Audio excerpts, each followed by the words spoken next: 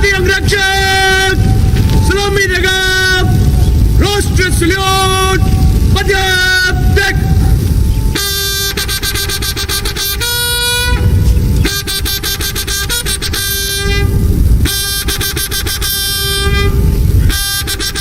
आप देख रहे हैं द लोकल जर्नलिस्ट। भारत की 15वीं राष्ट्रपति के तौर पे द्रौपदी मुर्मू ने आज शपथ ग्रहण किया। वहीं भारत के पूर्व राष्ट्रपति रामनाथ कोविंद ने देश के नाम एक संदेश दिया है। भारत के पूर्व व 14वें राष्ट्रपति ने 2017 से 2022 तक देश के कार्यकाल के लिए सेवा की है। आपको बताता चलूं कि एयर नारायण के बाद रामनाथ कोविंद ऐसे दूसरे व्यक्ति थे जो दलित समाज से चुने गए थे। भारत के पूर्व व 14वें राष्ट्रपति रामनाथ कोविंद ऐसे पहले व्यक्ति थे जो उत्तर प्रदेश से भारतीय राष्ट्रपति के लिए चुने गए थे। आइए सुनते हैं रामनाथ कोविंद का आखिरी संदेश जो उन्होंने देश के नाम दिया था। सबसे पहले मैं आप सभी देशवासियों के प्रति तथा आपके जनप्रतिनिधियों के प्रति हार्दिक कृतज्ञता व्यक्त करता हूं। पूरे देश में अपनी यात्राओं के दौरान नागरिकों के साथ हुए संवाद और संपर्क से मुझे निरंतर प्रेरणा मिलती रही।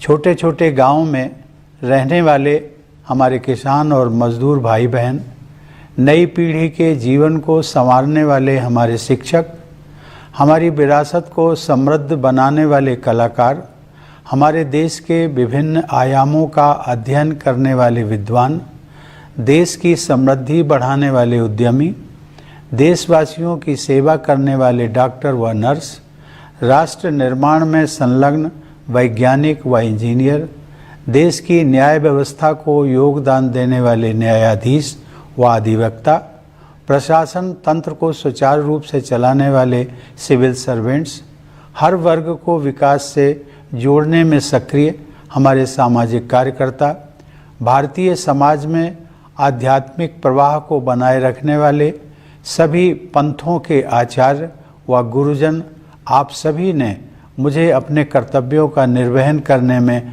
भरपूर सहयोग दिया है। संक्षेप में कहूँ तो समाज के सभी वर्गों का मुझे पूरा सहयोग, समर्थन व आशीर्वाद मिला है। मेरे मनो मस्तिष्क में वे सभी क्षण विशेष रूप से अंकित रहेंगे जब मेरी मुलाकात अपनी सेनाओं, अर्धसैनिक बलों तथा पुलिस के बहादुर जवानों से होती थी। उन सभी में देश प्रेम की अद्भुत भावना देखने को मिलती है। अपनी विदेश यात्राओं के दौरान जब भी प्रवासी भारतीयों के साथ मेरा मिलना हुआ, हर बार मुझे मातृभूमि के प्रति उनके गहरे प्यार और अपनेपन का एहसास हुआ। देश के सर्वोच्च नागरिक पुरस्कार समारोहों के दौरान मुझे अनेक असाधारण प्रतिभाओं से मिलने का अवसर मिला।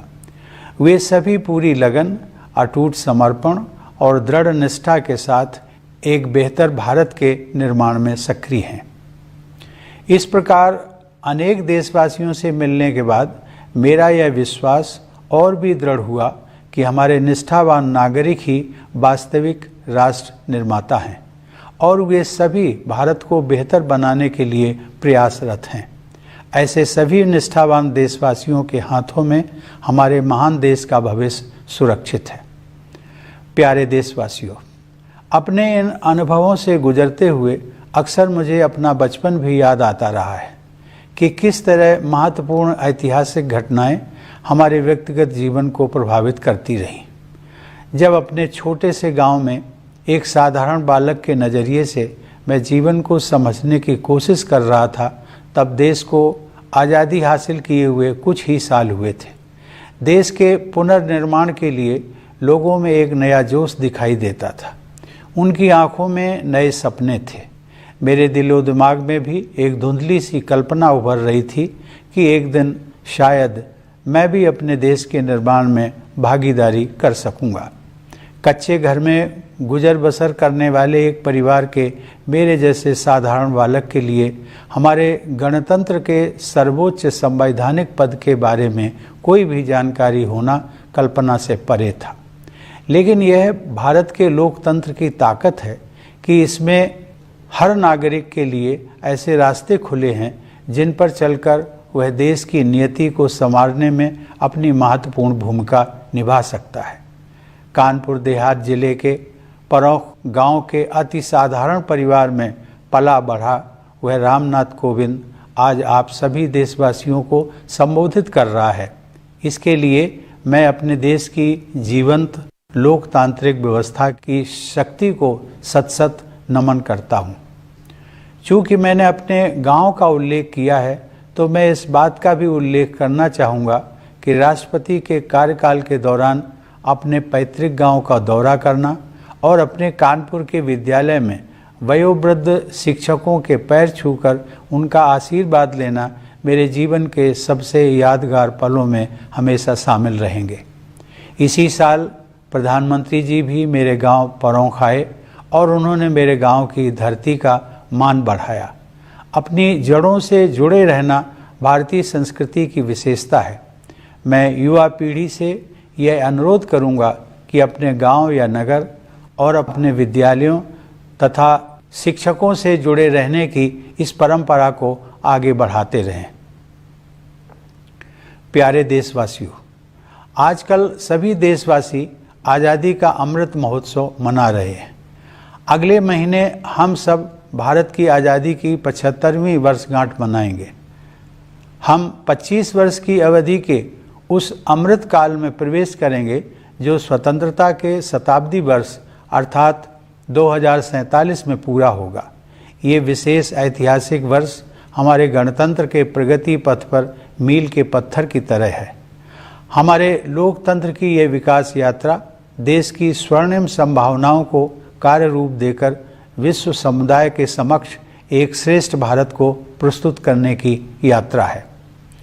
आधुनिक काल में हमारे देश की इस गौरव यात्रा का आरंभ ब्रिटिश हुकूमत के दौरान राष्ट्रवादी भावनाओं के जागरण और स्वाधीनता संग्राम के साथ हुआ। 19वीं शताब्दी के दौरान पूरे देश में पराधीनता के विरुद्ध अनेक विद्रोह हुए। देशवासियों में नई आशा का संचार करने वाले ऐसे विद्रोहों के अधिकांश नायकों के नाम भुला दिए गए थे। अब उनकी वीर गाथाओं को आदर सहित याद किया जा रहा है। 19वीं सदी के अंतिम तथा 20वीं सदी के आरंभिक वर्षों में नवीन जन चेतनाओं का संचार हो रहा था और स्वाधीनता संग्राम की अनेक धाराएं प्रवाहित हो रही थी। वर्ष 1915 में जब गांधी जी स्वदेश लौटे, उस समय देश में राष्ट्रीयता की भावना और भी प्रबल हो रही थी। अनेक महान जन नायकों की उज्जवल आकाश गंगा का जैसा प्रकाश हमारे देश को 20वीं सदी के आरंभिक दशकों में प्राप्त हुआ, वह विश्व इतिहास में अतुलनीय है। जहाँ एक और आधुनिक युग के एक ऋषि की तरह गुरुदेव रविंद्रनाथ टैगोर हमारी सांस्कृतिक विरासत से देशवासियों को फिर से जोड़ रहे थे, वहीं दूसरी ओर बाबा साहब भीमराव अंबेडकर समानता के आदर्श की ऐसी पुरजोर वकालत कर रहे थे जैसा अधिकांश विकसित देशों में भी दिखाई नहीं दे रहा था। तिलक और गोखले से लेकर भगत सिंह और नेताजी सुभाष चंद्र बोस तक, जवाहरलाल नेहरू, सरदार पटेल और श्यामा प्रसाद मुखर्जी से लेकर सरोजिनी नायडू और कमला देवी चट्टोपाध्याय तक, ऐसी अनेक विभूतियों का केवल एक ही लक्ष्य के लिए तत्पर होना मानवता के इतिहास में अन्यत्र नहीं देखा गया है। मेरे मस्तिष्क में और भी कई विभूतियों के नाम उभर रहे हैं, लेकिन मेरे कहने का तात्पर्य यह है कि स्वाधीन भारत की विभिन्न परिकल्पनाओं से संपन्न अनेक महान नेताओं ने भारत की स्वाधीनता के लिए त्याग और बलिदान के अद्भुत उदाहरण प्रस्तुत किए। इसमें कोई संदेह नहीं है कि स्वाधीनता संग्राम पर गांधी जी के परिवर्तनकारी विचारों का प्रभाव सबसे अधिक पड़ा और उस दौरान उन्होंने कोटि कोटि देशवासियों की जीवन धारा को नई दिशा दे दी। देवी और सज्जनों, लोकतंत्र के जिस पथ पर हम आज आगे बढ़ रहे हैं उसकी रूपरेखा हमारी संविधान सभा द्वारा तैयार की गई थी। उस सभा में पूरे देश का प्रतिनिधित्व करने वाले अनेक महानुभावों में हंसाबेन मेहता, दुर्गाबाई देशमुख, राजकुमारी अमृत कौर तथा सुचेता कृपलानी सहित 15 महिलाएं भी शामिल थीं। संविधान सभा के सदस्यों के अमूल्य योगदान से निर्मित भारत का संविधान हमारा प्रकाश स्तंभ रहा है और इसमें निहित आदर्श चिरकाल से संरक्षित भारतीय जीवन मूल्यों का हिस्सा रहे हैं। संविधान को अंगीकृत किए जाने से एक दिन पहले संविधान सभा में अपने समापन वक्तव्य में डॉक्टर आम्बेडकर ने लोकतंत्र के सामाजिक और राजनैतिक आयामों के बीच के अंतर को स्पष्ट किया था। उन्होंने कहा था कि हमें केवल राजनीतिक लोकतंत्र से संतुष्ट नहीं होना चाहिए। मैं उनके शब्दों को आप सबके साथ साझा करता हूँ। उन्होंने कहा था, हमें अपने राजनीतिक लोकतंत्र को एक सामाजिक लोकतंत्र भी बनाना चाहिए। राजनीतिक लोकतंत्र टिक नहीं सकता यदि वह सामाजिक लोकतंत्र पर आधारित न हो। सामाजिक लोकतंत्र का क्या अर्थ है? इसका अर्थ है जीवन का वह तरीका जो स्वतंत्रता, समानता और बंधुता को जीवन के सिद्धांतों के रूप में मान्यता देता है। स्वतंत्रता, समानता और बंधुता के इन सिद्धांतों को एक त्रिमूर्ति के अलग अलग हिस्सों के रूप में नहीं देखना चाहिए। उनकी त्रिमूर्ति का वास्तविक अर्थ यह है कि उनमें से किसी भी हिस्से को एक दूसरे से अलग करने पर लोकतंत्र का वास्तविक उद्देश्य ही समाप्त हो जाता है। प्यारे देशवासियों, जीवन मूल्यों की यह त्रिमूर्ति आदर्शयुक्त, उदारतापूर्ण और प्रेरणादायक है। इस त्रिमूर्ति को अमूर्त अवधारणा मात्र समझना गलत होगा। केवल आधुनिक ही नहीं बल्कि हमारा प्राचीन इतिहास भी इस बात की गवाही देता है कि वे तीनों जीवन मूल्य हमारे जीवन की सच्चाई हैं। उन्हें हासिल किया जा सकता है और वस्तुतः उन्हें विभिन्न युगों में हासिल किया भी गया है। हमारे पूर्वजों और हमारे आधुनिक राष्ट्र निर्माताओं ने अपने कठिन परिश्रम और सेवा भावना के द्वारा न्याय, स्वतंत्रता, समता और बंधुता के आदर्शों को चरितार्थ किया था। हमें केवल उनके पद चिन्हों पर चलना है और आगे बढ़ते रहना है। सवाल उठता है कि आज के संदर्भ में एक सामान्य नागरिक के लिए ऐसे आदर्शों का क्या अर्थ है। मेरा मानना है कि उन आदर्शों का प्रमुख लक्ष्य सामान्य व्यक्ति के लिए सुखमय जीवन का मार्ग प्रशस्त करना है। इसके लिए सबसे पहले सामान्य लोगों की मूलभूत आवश्यकताएं पूरी की जानी चाहिए। अब संसाधनों की कमी नहीं है। हर परिवार के पास बेहतर आवास तथा पीने के पानी और बिजली की सुविधा उपलब्ध हो, इस दिशा में हम काम कर रहे हैं। यह बदलाव विकास की बढ़ती हुई गति तथा भेदभाव से पूर्णतः मुक्त सुशासन द्वारा ही संभव हो सका है। मूलभूत आवश्यकताओं को उपलब्ध कराने के बाद यह सुनिश्चित करना है कि प्रत्येक नागरिक अपनी क्षमताओं का उपयोग करते हुए खुशी के अवसर तलाशे तथा अपने नितांत निजी गुणों का समुचित उपयोग करते हुए अपनी नियति का निर्माण करे। इस दिशा में आगे बढ़ने के लिए शिक्षा ही मुख्य साधन है। मेरा मानना है कि राष्ट्रीय शिक्षा नीति युवा भारतीयों के लिए अपनी विरासत से जुड़ने और 21वीं सदी में अपने पैर जमाने में बहुत सहायक सिद्ध होगी। उनके विकासमान भविष्य के लिए अच्छी स्वास्थ्य सेवाएं अनिवार्य हैं। कोविड की वैश्विक महामारी ने सार्वजनिक स्वास्थ्य सेवा के बुनियादी ढांचे में और भी अधिक सुधार की आवश्यकता को रेखांकित किया है। मुझे खुशी है कि सरकार ने इस कार्य को सर्वोच्च प्राथमिकता दी है। शिक्षा और स्वास्थ्य सेवाओं का लाभ उठाते हुए हमारे देशवासी सक्षम बन सकते हैं और आर्थिक सुधारों का लाभ लेकर अपने जीवन निर्माण के लिए सर्वोत्तम मार्ग अपना सकते हैं। 21वीं सदी को भारत की सदी बनाने के लिए हमारा देश सक्षम हो रहा है, यह मेरा दृढ़ विश्वास है। प्यारे देशवासियों, अपने कार्यकाल के 5 वर्षों के दौरान मैंने अपनी पूरी योग्यता से अपने दायित्वों का निर्वहन किया है।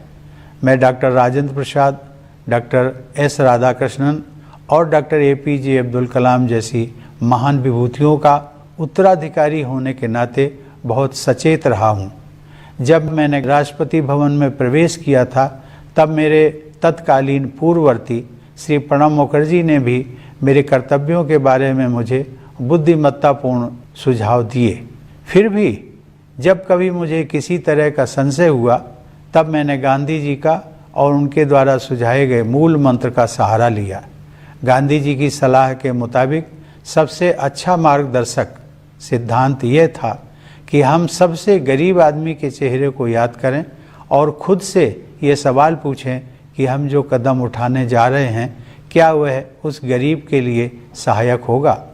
मैं गांधी जी के सिद्धांतों पर अपने अटूट विश्वास को दोहराते हुए आप सबसे ये आग्रह करूंगा कि आप प्रतिदिन कुछ मिनटों के लिए ही सही गांधी जी के जीवन और शिक्षाओं पर अवश्य विचार करें।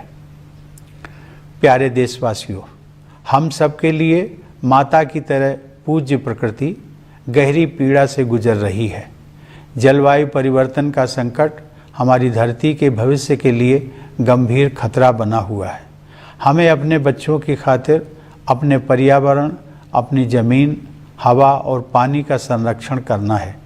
अपनी दिनचर्या में तथा रोज़मर्रा की चीज़ों का इस्तेमाल करते समय हमें अपने पेड़ों, नदियों, समुद्रों और पहाड़ों के साथ साथ अन्य सभी जीव जंतुओं की रक्षा के लिए बहुत सावधान रहने की ज़रूरत है। प्रथम नागरिक के रूप में यदि अपने देशवासियों को मुझे कोई एक सलाह देनी हो तो मैं यही सलाह दूंगा।